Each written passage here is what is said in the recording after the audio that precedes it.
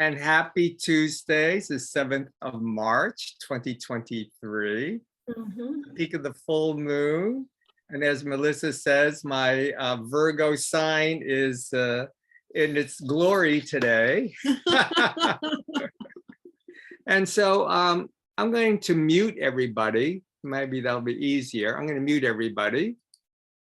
Okay. And I hope everybody can hear me clearly. And well, this is my Bell's essay, which finally has come to fruition. And the title is You Know What You Know.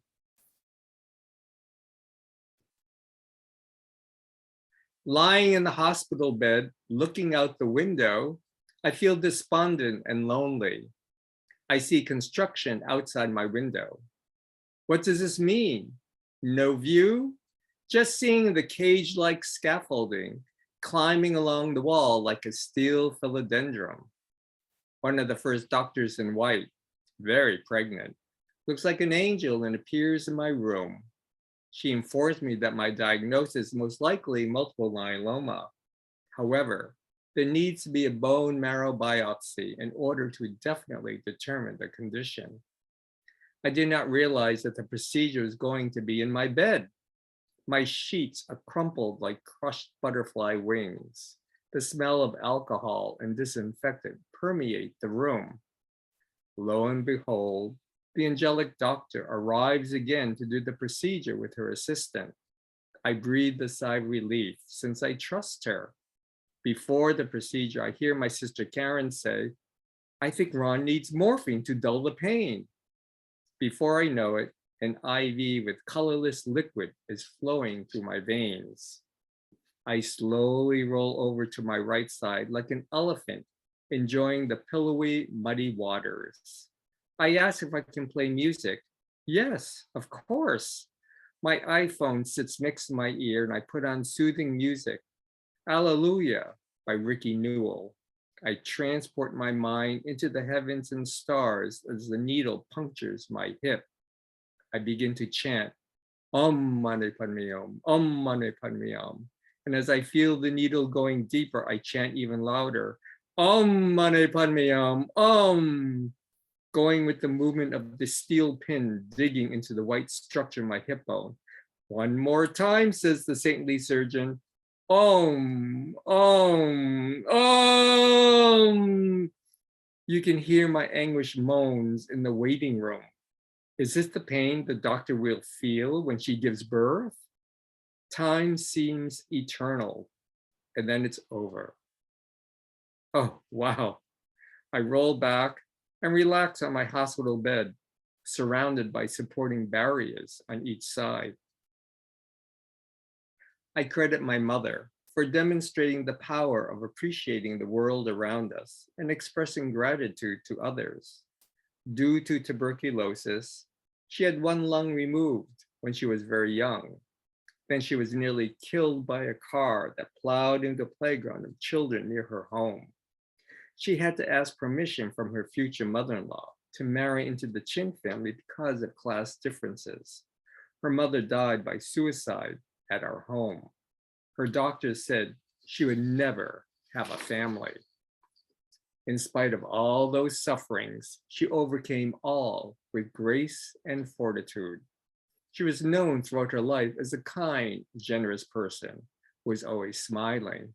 She enjoyed the accomplishments of her 4 children, 6 grandchildren, and several great-grandchildren.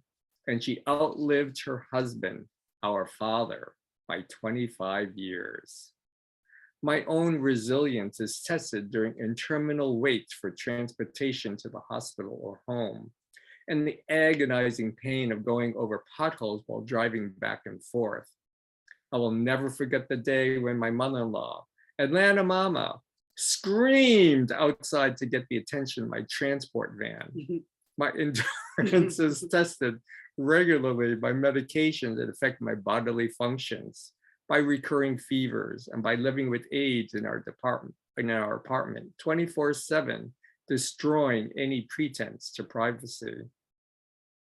I am like the young duckling imprinted by my mother.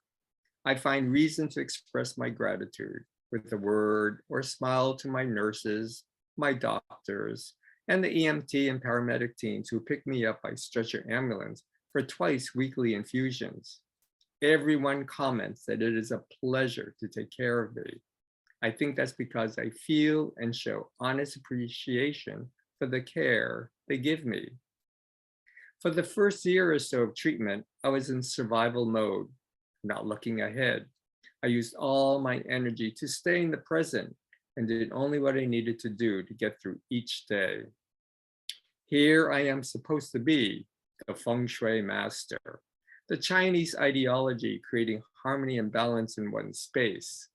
And in my dire situation, feng shui had little or no meaning as we tried to accommodate a large hospital bed, a portable commode, the walker, a chair, a sofa bed for the aides, files of paperwork, medical supplies, and more in a small New York apartment. There are a couple times where I integrate feng shui transcendental cures. One cure is to hang a quilt titled Faces of My Teachers. Beautifully hand-painted faces include the Dalai Lama, Stevie Wonder, Mother Teresa, and Stephen Hawking, among many others, both real and imaginary, who flood my space with eyes of love and compassion. It had to be hung in our third floor suite. Even though I could not physically walk up the stairs to our sacred place, I felt strongly that this inspirational artwork would welcome lots of helpful people and symbolize my presence in our special shelter. I am so grateful for Tammy and Bill, who helped to hang this amazing tapestry. Heather was laughing about my asking to have the quilt hung while in the hospital. Priorities. The other cure was D, hanging a mural of bamboo on the bathroom door. My hospital bed was directed toward the toilet, not a good feng shui position. Feet facing the door is bad luck for your health. And the superstition is that dead bodies are traditionally removed from the bedroom feet first. D was like the workers on the scaffolding, plastering the side of the building with a green forest of bamboo to change my view. I love to travel and have circled the world several times. Obviously, travel was not possible when I was essentially bedridden, but I did not want to grieve this loss in the way it had invigorated my life. That's when I realized that my mobile phone could be my lifeline to the outer world, helping me maintain connections with family, friends, and the global community. Nearly every day, I posted beautiful pictures from around the world combined with inspirational quotes. Nanchi assisted me in researching the images of these exotic places. It was my way to include and feel included as I checked the number of likes for each post. Even my wife, Heather, who is not on social media, was drawn to my armchair travels as she heard about my posts from people who saw them. I am so happy that cousin Lana texts me from the netherworld of eons past. Our smartphones instantaneously connect us to a world where time and space is one continuum. As a result, I got the inspiration to write my memoir, Sitting at the Edge of Floating Moon, about our ancestral home located in Toishan, China. Though the outside world is confusing, divisive, and diminishing, my world is expanding to reveal traditions, secrets, and history of my family origins. Stories from the two elder cousins who were born and lived in Floating Moon are filling my green leather journal and notebooks like colorful leaves falling from late autumn trees. In the world of multiple myeloma support groups and conferences, conversations are filled with the language of chemotherapy, toxicology, cancer, bone marrow transplant, and relapse. It is both enlightening and depressing to listen to my fellow multiple myeloma warriors describe their journeys. Fighting this overwhelming discouragement, I learned to use different words to describe the chemo, calling them healing elixirs. I bless all my healing elixirs by ringing my Tibetan bells, and quietly chanting the mantra, Om Mani Padme Hum, with the intention of inviting only the benefits of the medicine into my body. I greet the interventions of my doctors, nurses, and social workers by affirming, we believe in magic and miracles. By integrating these mantras into my daily vocabulary, I feel blessed by my primary care doctor who makes house calls to visit me, the social worker who steals special bandages from the hospital supply closet because my insurance would cover only a limited amount, and the orthotics and prosthetics technician who has personally delivered a body brace and stayed to ensure that it's properly fitted and placed on my body. These experiences confirmed the words we choose, spoken with positive intentions, help resilience.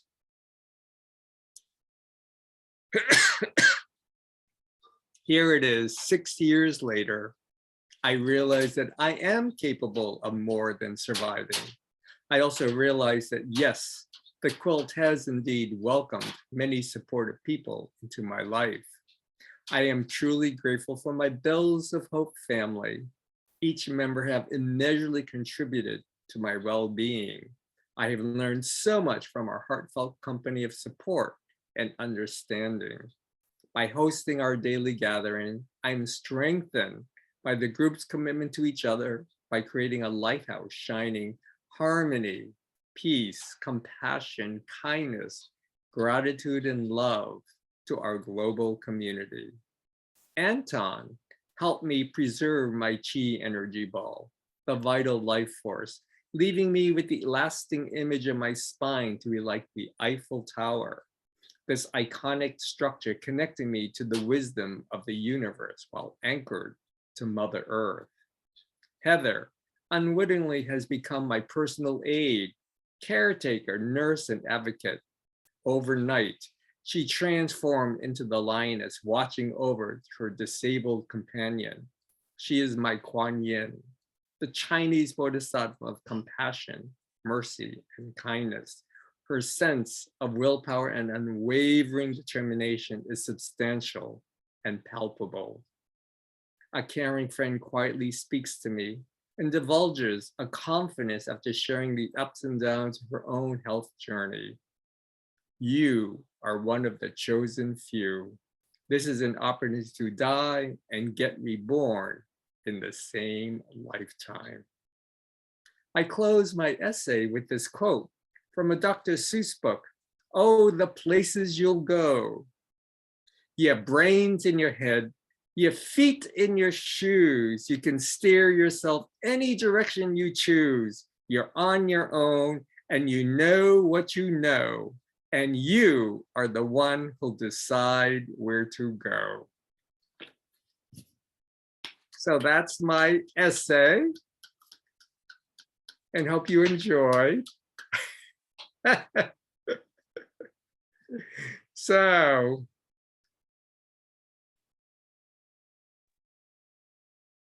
what do you want to say? Wow. Wow. So beautifully written and expressed, and I mean, fantastic. I wrote a few things down, things that just really stood out in, in the essay was your appreciation for everything, no matter what it is. For example, inviting only the healing benefits of treatments, welcoming those things into your body, being present, which is really all we have. It really is all we have. And it was your mission to just be in the present, getting through the present moment, and nevertheless expanding no matter what was going on from the very beginning, I cannot imagine the range of emotions that you both went through, but there was still expansion. There was hope and appreciation for everything and everybody, and your acknowledgement of everything and everybody. I love the analogy of the spine being the Eiffel Tower, grounded and tall and straight. That's a good one for me. Yeah, just thank you so much. That was exquisite, really exquisite, beautiful. Thank you. Thank you. I thank all of you, but every one of you, so special. Well, Nancy. Oh, you have to unmute, Nancy. Like Annbeth, I noted down just a couple of phrases that you said. The quilt with the eyes, flooding the space with eyes of compassion. I remember seeing that quilt when we went to your office, and it's spectacular. And for somebody to put that together all in one room, spectacular. The bed of crushed butterfly wings and the chant of Om. It struck me how Om is not just a spiritual feel-good chant, but you incorporated the moans and the groans of chanting it a different way. And the being imprinted like a duckling from your mother's strength and leadership. So those were the things that that jumped to me when you read that. I'm sure everybody has different words, different sections, but that's what jumped out at me. Fabulous. Thank you. And Miss Melissa. well, it's such a beautiful piece and such a courageous one. And as you were reading it, I was thinking about the divine flame within of the teacher. Like through the whole thing, you never stopped being a teacher because you were always observing. And the ohms, you know, brought so much on the journey to a point of transcendence, you know, and the butterfly wings are broken, but then at the end, you end with the Dr. Seuss, you know what you know. So it just struck me as such a story of rite of passage and transformation, and you told it beautifully. Thank you. Miss Lois. Well, so far everyone has really captured everything I wanted to say. I really felt as if I was there with you through every step of the way. You expressed everything so beautifully. I could really be in every step of the way. It was really beautiful. And yes, as the observer, as a teacher, finding your way, maneuvering through the unknown and creating something miraculous. So thank you. That was really, really magnificent.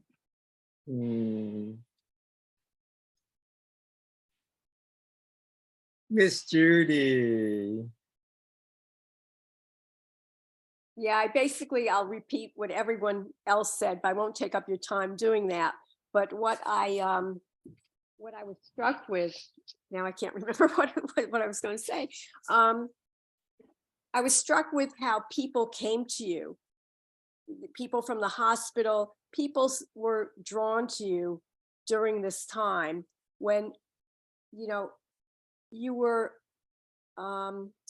you probably would have thought you were being in some kind of isolated situation, as you couldn't really get out that much, but yet people were coming to you and they appreciated everything that you were giving. even whatever you could give, you gave at that time. And of course, Dr. Seuss, you should just keep reading Dr. Seuss. It's all there. I grew up with Dr. Seuss, so anyway, Dr. Seuss is a very important person, very knowledgeable person. Thanks. Beautiful, just so beautiful. I mean, I would just repeat what everyone else said. It was just beautiful. Well done. Fine, yeah, it was worth waiting for. Oh. Thank you. Miss Leticia.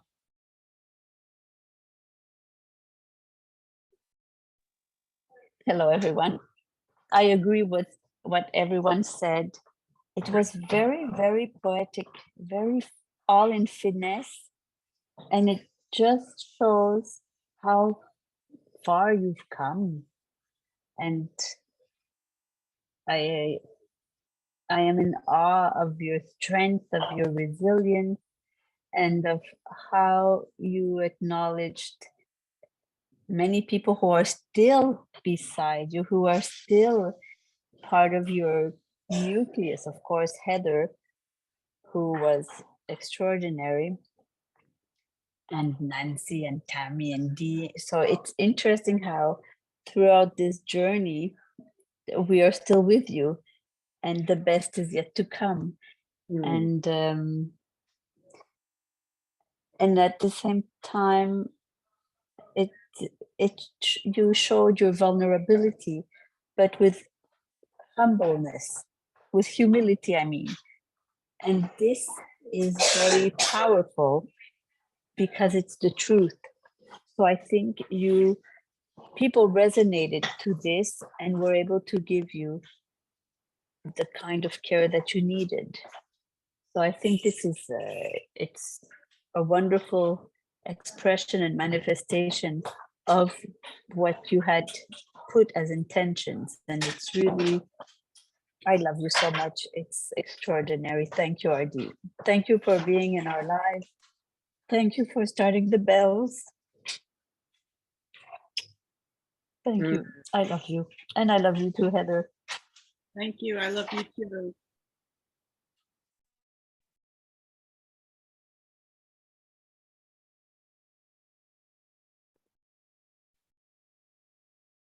Well, I really enjoyed the essay, and it was nice to hear some of what you went through from your perspective, because I only know my perspective, and my perspective was not as positive and not as positive as outlook as I was amazed and inspired by you, and how positive you stayed throughout that journey. And I know I wouldn't have been that same person, or probably wouldn't even have made through what you went through.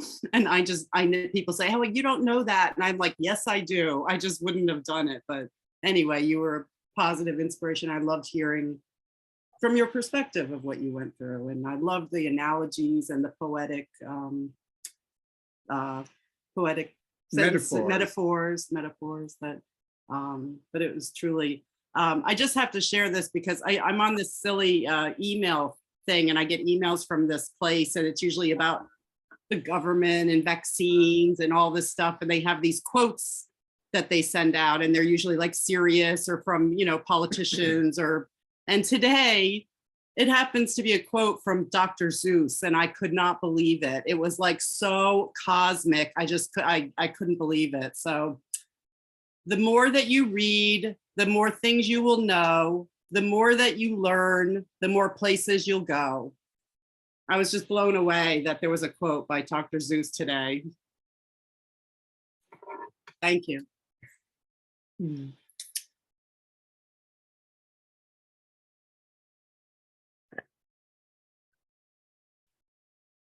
Johan. Thank you so much, Artie, for your description of this situation. You never lose positivity and confidence, no? So this is showing how unbelievable inner strength you have. And it's an example for me And the way you watch and describe the situation are so positive, and yeah, it's adorable. I really want to know where you get this life energy, and it's so obvious that it's helping you through all this difficult times. And yeah, you seem to have a source of resilience and inner strength. It's an example for me, and I really love you. I'm so happy that you went through this with a way out, with a positive way out, and I thank you so much. Thank you. Thank you, Johan. One day we will see you in person. I know it.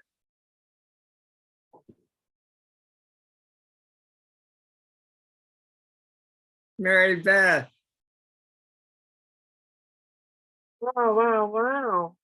So just, I mean, ditto. I mean, I could just go around and I didn't write anything down, but so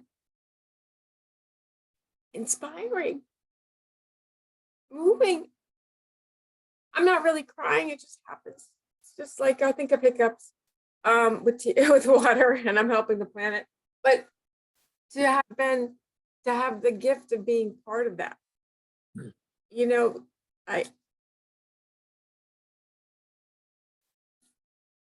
and you guys never, I mean, you were so positive, because as you were describing those initial images, I know those sheets. I don't know that needle, but I know, you know, a lot of, and I know those people, the nurses and doctors, and just the idea that your attitude brought the respect that, you know, had them treating you so well. It's such a beautiful lesson. And there's so much to gather from that, and the staying in the present moment, you know, such a valuable lesson that I often forgot. And I think about the gift of meeting you and Heather, and being allowed to work on you, you know, and through Anton, and sort of seeing this transformation, and seeing the aids, and just being privy to your healing process, you know, and partaking in it. And it, you know, and you were always so generous. And I remember, like, I couldn't give myself the shots, and I'd go traipsing over, and Heather would give me the shots. Heather was already taking, you know, so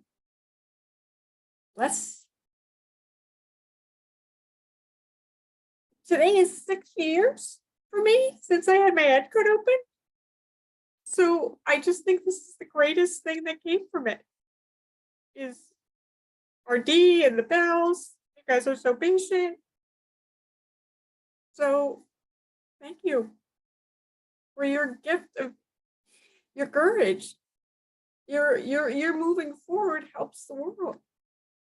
So thank you. Thank you, Mary Beth.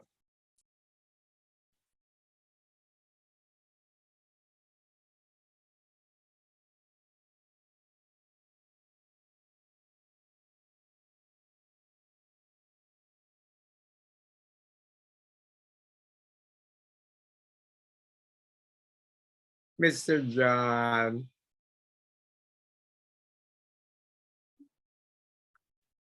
Wow. Hey, before I even utter anything, RD, I just have to ask one question. I mean, how does it feel rereading or reading what you wrote? Like, you're transporting us, but you must be self-transporting yourself as well. Just share a little bit about, like, I don't know, what comes to mind, or what emotion, what's the first emotion that swells to your heart when you? Well, I think, great question.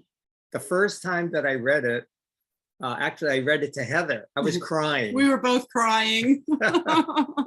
So in a way, you're seeing me. I'm much more settled now. And but I was crying, when I was reading, especially when I got to Heather's, description. And but reading it out loud, of course, is much different than typing it and writing it. Of course, is much different.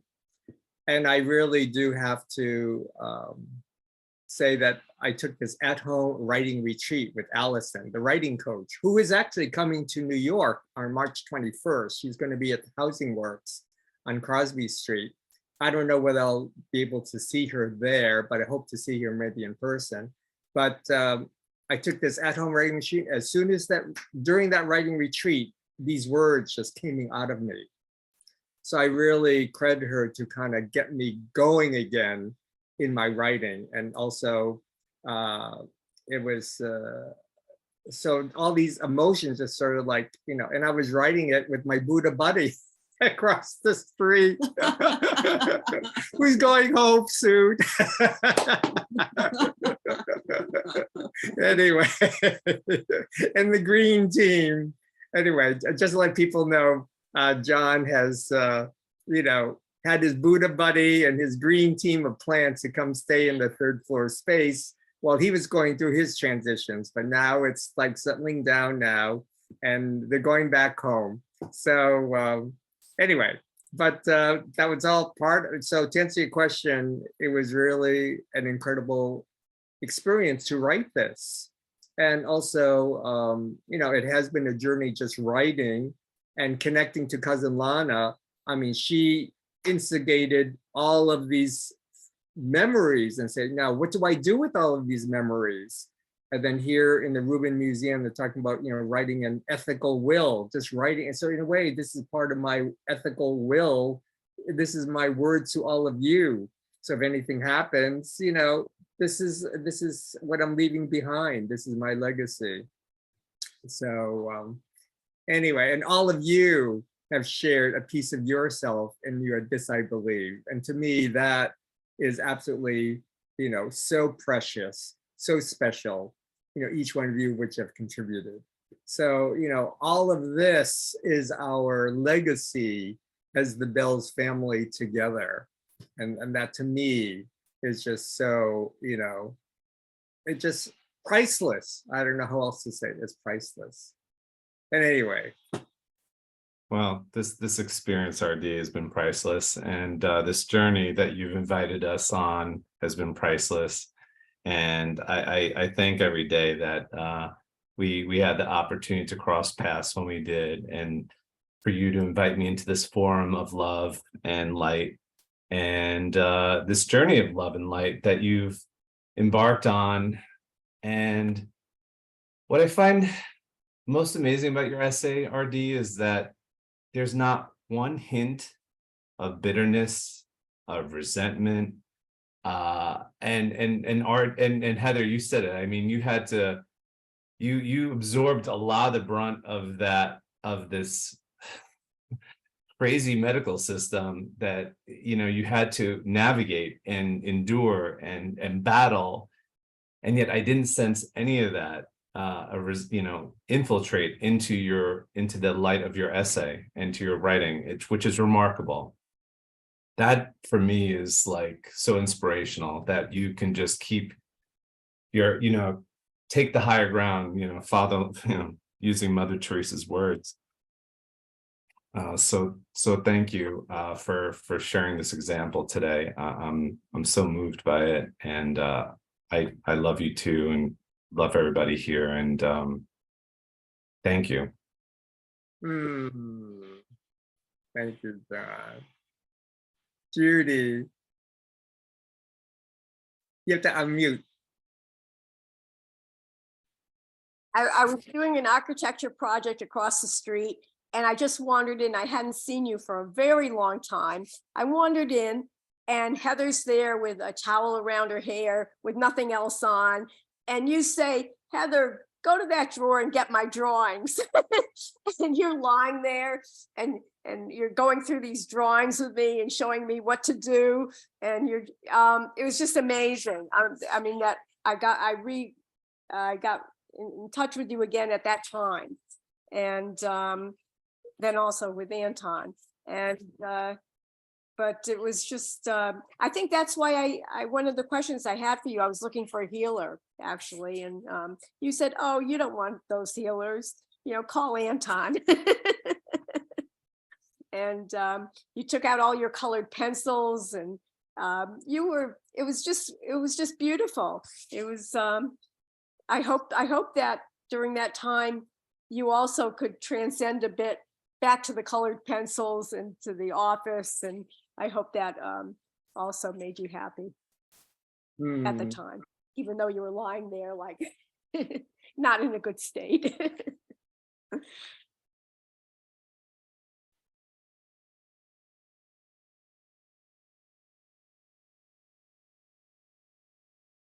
And it was absolutely beautifully written, just beautiful. It was worth the wait. It was worth the wait. And I was waiting with bated breath. And Barbara. You have to unmute Barbara.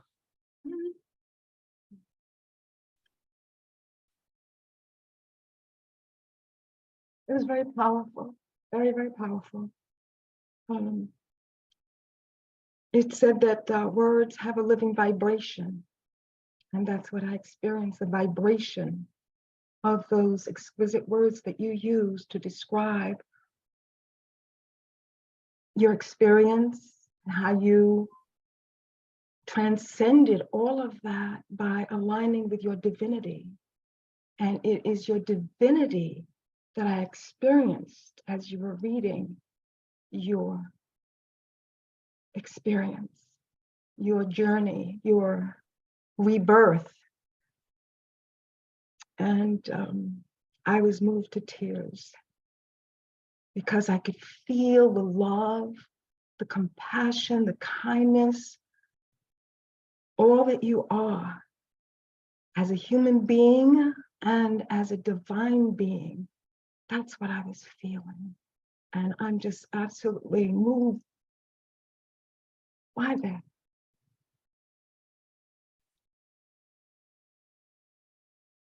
It's extraordinary, absolutely extraordinary. How you began with your mom and her resilience, and it was like setting the tone for how you were able to use that and become this resilient person, all your entire journey, and the words and how you described all of that with Anton, your spine, the Eiffel Tower, everything that everybody said. But most of all, I felt your divinity. And it's just so profound, profoundly beautiful. Thank you for being who you are. Thank you that you have touched my life in a most powerful way. And thank you for touching the lives of so many people. You're an extraordinary being of love and light and so much more. Thank you for being here. I thank you from the deepest place in my heart, in my soul, in my consciousness. Thank you. Thank you. Thank you.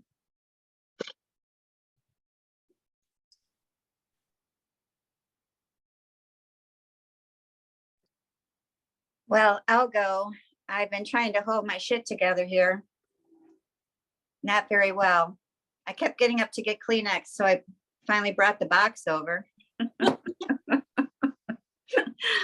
And you know, when you said that you both had cried when you read it, I'm like, whew, you know, I'm feeling that. I'm feeling that as well. But, you know, I mean, as everyone said, I mean, and I think Melissa said it too, you know, the transformation, you know, you'll never be the same again, you know, as you were, but you've grown into something else and something, whatever lesson, you know, Barbara said your divinity, you're still the same, but you're different. And I'm not finding the words, but you know, I've seen the roller coaster that you've been on, and it always hasn't been positivity, but you didn't stay there very long. You know, when you had your moments, they passed you by. You had them, and then you went back to your positive state. So very inspiring. I know a few people in my world who now use the phrase healing elixirs and bless their meds. I do the same. I'm not on meds, but sometimes I bless Bill's when he's not looking.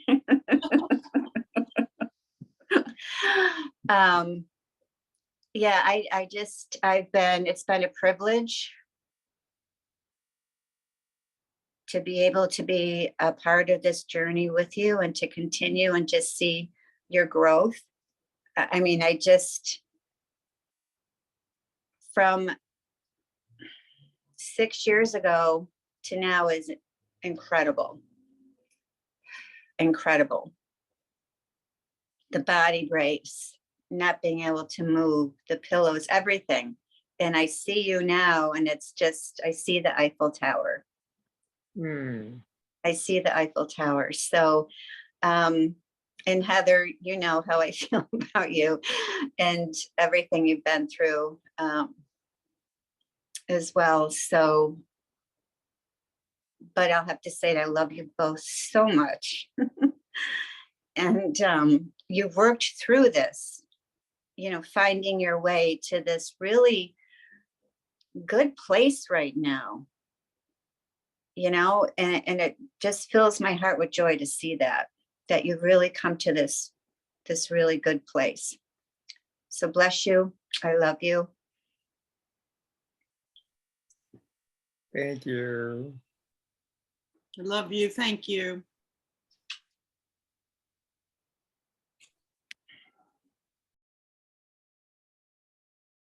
Misty. Hey, hi. I was trying to hang on till the end because I was crying too hard to say anything, and you know, I hope I can get through this. Sorry. Boy, you know, first of all, the writing. The writing was magnificent. You know, it was just like right from the very first words that you spoke, it was just so visual, you know, the rhododendrons, the climbing up you know, how the scaffolding looked like that. It was like, you just, even if I was a total stranger, you just like sucked me right in, you know, with that phrase and how I could just see it. And suddenly I was just there, like I was in the room. Like the sheets, the crushed butterfly, where it was like, God, where do you get these ideas? You know, the descriptive phrases that were just so right on, like phrases I don't think I would ever have dreamed of. But then when you said them, it was like, how could you describe it any other way? You know, it was just so, your grasp of words and description is just so beyond, you know, amazing. And I want this to be published desperately. This piece, it's just so beautiful and inspirational. And boy, you know, if I was struggling with an illness and I read this, I would keep it by my bed like the Bible, you know, and I would read it every day because it was just so incredibly inspirational. You know, I saw you 6 years ago when it was really bad, and you know, it's just a miracle. Magic, a miracle, seriously, you know, that you're here and that you are here so strong, you know, and that not only have you healed yourself, you've healed so many other people along the way, you know, and continued your your gift of teaching, you know, that, and to bring us all in and help us get through everything we were going through during the time you were going through this. You know, you're such an inspiration. And I know what I really love too is I know you're an inspiration to those doctors and those nurses and everybody else that you worked with. I'm sure they've never seen anybody like you. And I think that's probably why a lot of them went out of their way for you, and maybe, you know, took those extra steps that they maybe wouldn't have taken normally. You inspired them to do that. You knew that you were worth it. Not that everybody's not worth it, but how could you not help this man? How could you not bend over backwards to help this man, you know, who is, oh my God, like talk about a supreme being. Like you're just amazing, you know, without like sounding like I'm fawning. You know, I am just truly in awe. I've always been in awe of you, honestly. Just with your gift and your instinctual knowledge of feng shui, and but then, you know, just the way you are as a person, your humility and your peaceful, loving nature. I mean, I'll never forget the time I was ready to slug a guy in a restaurant with you and Heather. I was so pissed off. And you just kind of just stood there. You were munching chips, I think. You're just watching the whole kind of argument go down. And I looked at him and I thought, my God, why can't I be like that? He's so calm and peaceful, and, you know, and you just have it so together. And it's, you know, it's not even easy to do when you're well, I think, to be that kind of person and to live that kind of life. But to see you do it, you know, to continue being that kind of person through everything you were going through, it's just amazing, amazing. And it's, you know, I just hold you up so high as such an incredible, the epitome of a human being. Like, you're such an inspiration, RD, and I'm so honored and so blessed that you came into my life, you know, that until the day that I cross over, you will help me every single day in my life. You're going to help me, you know, and you have helped me and will always help me in every single way, you know, in my thoughts and my demeanor and what I try to do and what I try to be. You know, man, you did it. You are, somebody's got to write a book about you. You know, like you are just incredible, you know. I'm bowled over that you even mentioned me. You know, with, oh my God, like that's like this extra special sparkly honor to the whole day, you know. I don't, you know, I just wish I could think of something profound and wise, you know, to say. And all I can say is, you know, you astound me. I am in awe of you and Heather, both of you. To see you guys come through this and inspire and help so many other people along the way. It's just amazing. It's a miracle. And that you brought all of us together. I'm so thankful that you created this family, you know, during all of this. It's a gift. It's a gift. You're a gift. You're a gift to humanity. You're a gift to all of us. I'm so thankful. I'm sorry I'm blubbering. I can't help it. Thank you. Thank you. I love you. And what a miraculous thing you are. Thank you. And you, Heather, you too. I'm not leaving you out, honey. You guys are amazing. An inspiration. Okay. Thank you, Dee. Oh, I love Thank you. you, Sorry I Danielle. babbled on. We're all that Thank way. you. Don't put RD above or he's better, or he's human too. And he had his days where he wasn't that way every single day of our journey.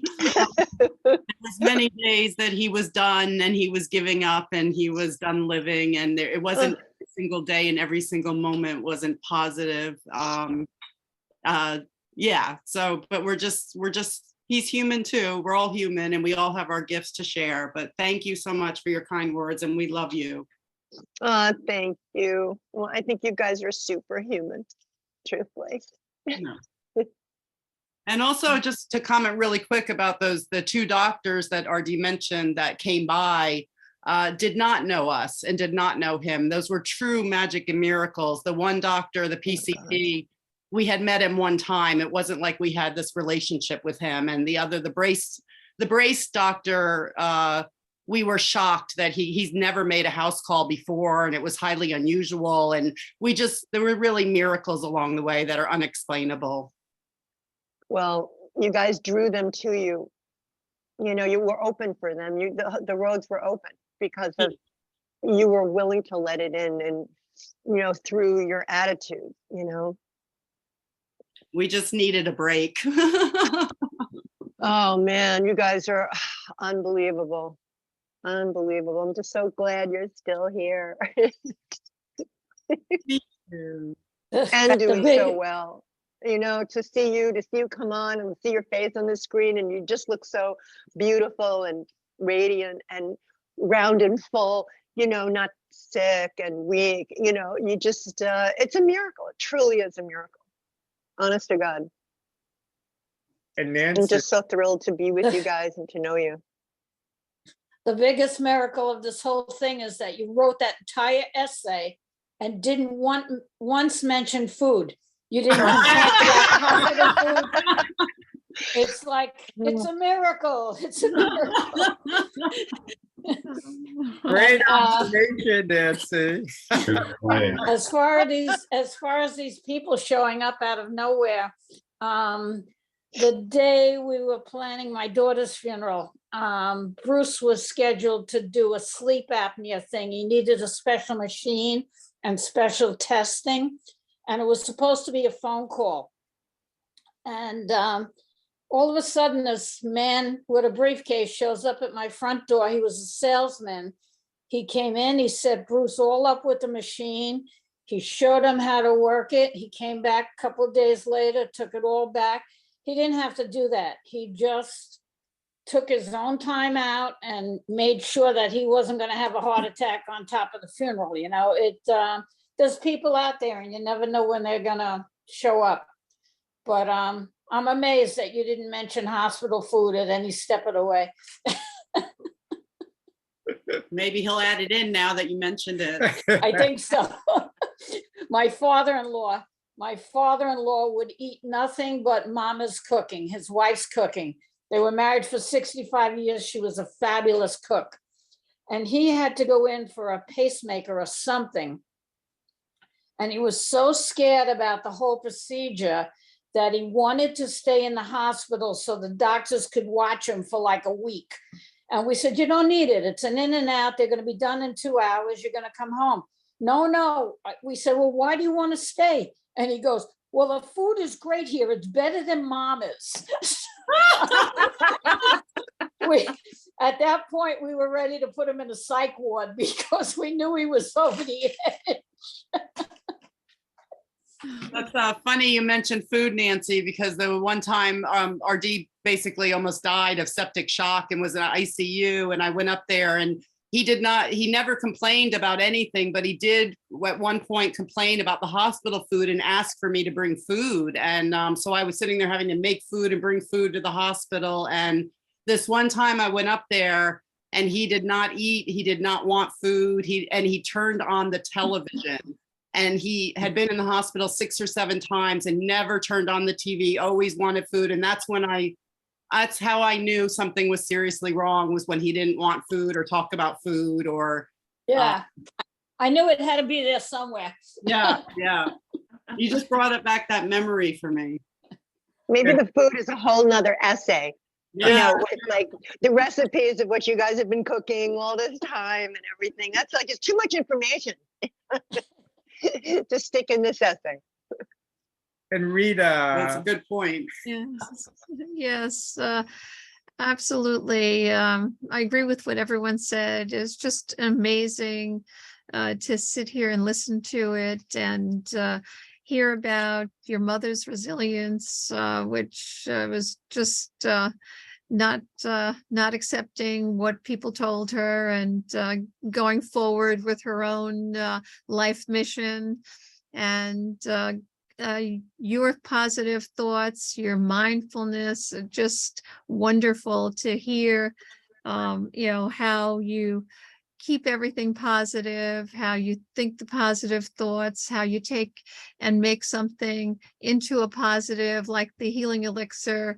It's just totally wonderful to hear. You're such a role model, and it's just so wonderful to hear you tell your story, for you to read it yourself, and to hear you say it is just incredibly inspiring. And love you both. Love and hugs. Thank you. Yeah, he also called the hospital something different too, but we couldn't remember. I think it was healing. Do you remember, Tammy or Dee? It was like healing center. And John, I don't know if you're there or not, but we couldn't remember what we were calling the hospital bed. You and John and RD came up with another positive word instead of calling it a hospital bed. But anyway, it's funny how our memory, you know, we don't remember bits and pieces of the stories or what we did at the time. I don't remember. It might have been Healing Center, that The kind healing of center. rings a bell to me, rings a bell.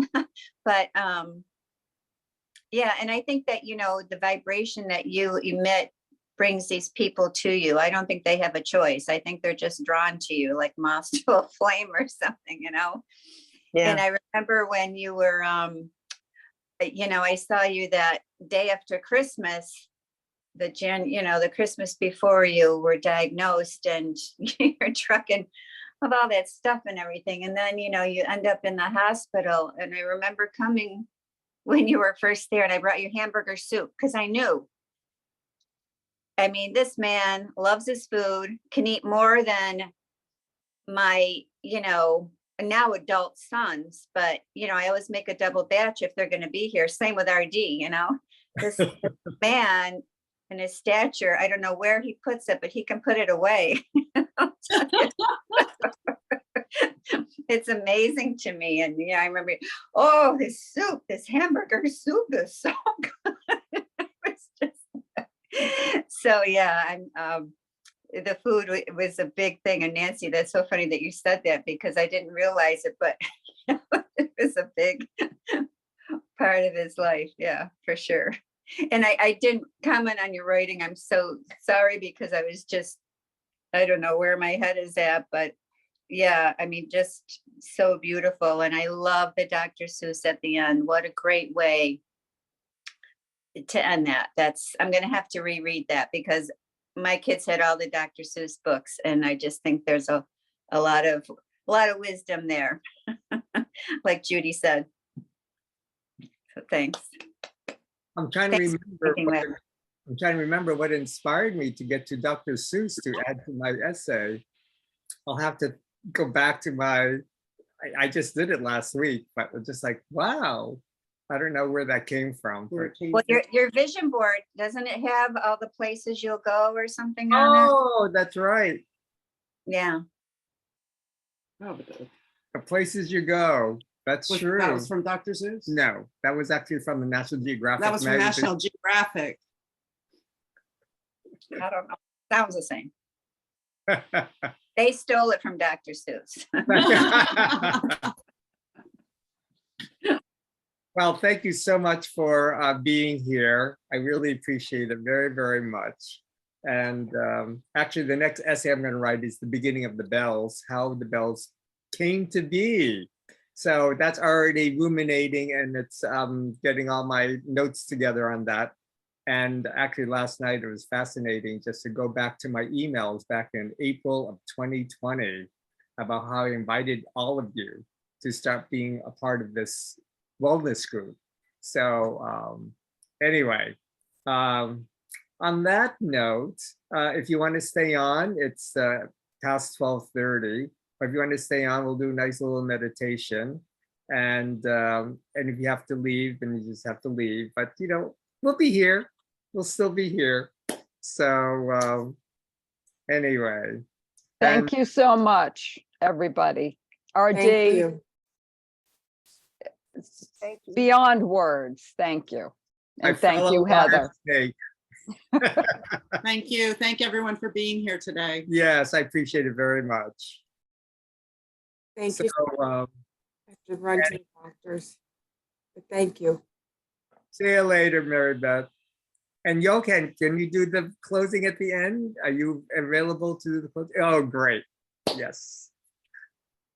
My buddy. Oh, and I have to share, Tammy, the song that he sang, I mean, that he played during the bone marrow transplant happened to be Hallelujah. And Tammy and I were texting last week and I was like, oh, there's a rendition I really love, but I couldn't remember who sang it. And then there you go, RD writes an essay with the song and who wrote it a week later. RD didn't know Tammy and I were having this conversation. And this was the Hallelujah, the rendition that I really loved that made it into his essay. Well, it wasn't who wrote it, who sang it, right? Because Sang it, sorry. Yeah. Oh, I know. When he said that, I thought the exact same thing, but I didn't say. I'm wondering if that's the one that Heather was thinking about. So Yeah, just cosmic. yeah, very cool. That's what we were playing when everybody came on Bells Oh, this you morning. couldn't- It was that song. Okay. Well, thanks a lot, because now I got it finally out of my head, and it's going to be in my head now for about 3 days. Welcome back. So have a beautiful, let's sit and relax. And thank you for being here. I appreciate it very much. So I'm going to put D actually in my center screen because I love that view of the water. And so let's just relax and breathe. So grateful. Clear our minds. Let's come gather together in the circle with the mountains surrounding us, overlooking the beautiful waters, the blue skies, the clouds just gently rolling by. And let's begin with the bells of hope.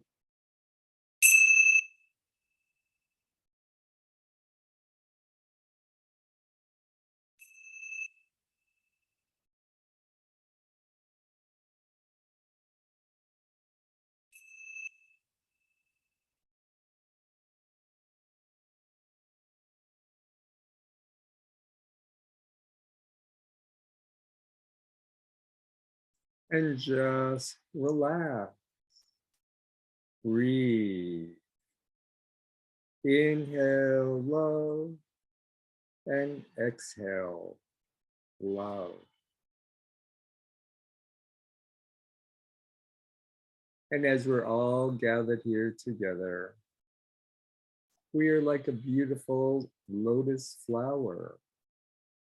All of our hands are interconnected like the white petals.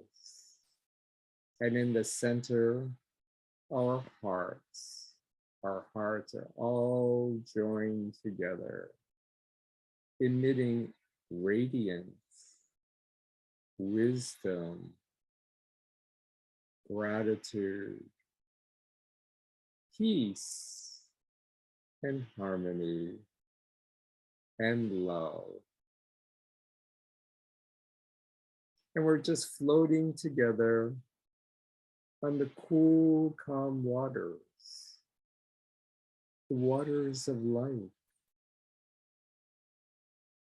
And from the lotus flower, the roots are just gently coursing along the central channel of our body, through the dantian, through our legs, through our feet, going into the mud of Mother Earth. All the nutrients integrating the life of yin and yang, and coming into this beautiful lotus flower. Open to the sun, the full moon, the stars, the rain, the tears, the rainbow energy. And let's just take this time and just be. And just listen. Listen to Mother Nature. Listen to the wave. Listen to the wind. Or simply listen to our heart.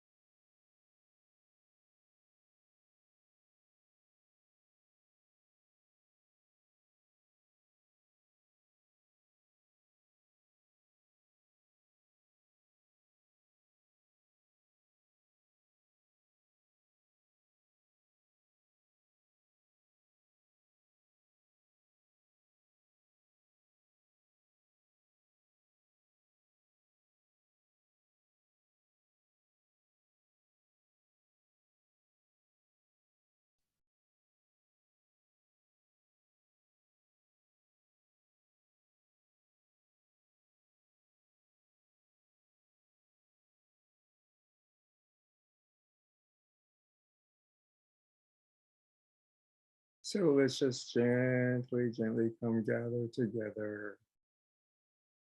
Just sitting along the waters in the circle. We can see the dunes behind us, the Dragon and Tiger Hills on each side. And we're gathered here in the Ming Tong, or the Bright Hall, just welcoming all of this positive chi energy of resilience, strength, courage. And let's just close our time together with the ringing of the bell.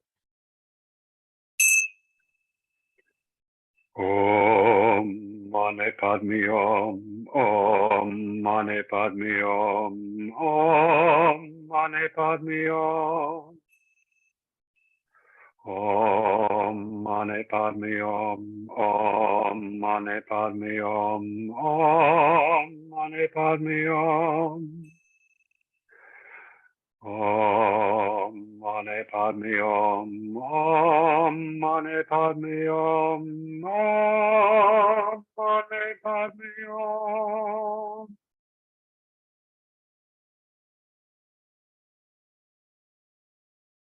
Om Mani Padme Hum. The 6 true words just fill with compassion and kindness, love, and gratitude.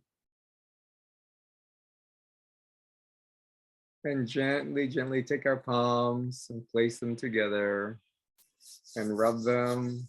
And then can crush your face, or maybe take your fingers like little raindrops coming along your face, tears of joy and love. Rub your ears, comb your hair, tap your head, rub your ears, tap, tap, tap along your meridians of the arms and our shoulders, our hearts. Tap dance on the earth, little shake, shake, shake, shake, shake, and then I stretch. Thank you, Johan. That was so beautiful. Appreciate it very, very much. Beautiful. Thank you, Johan. Thank you. Thank you, Johan. Thank you, everyone. Beautiful Thank you, way to, everyone. thank you. That was beautiful. Thank you. So Thank have you, a Ardy and beautiful Heather. day. Thank you. Johan, sometimes I think about you, I say, be here now, be here now.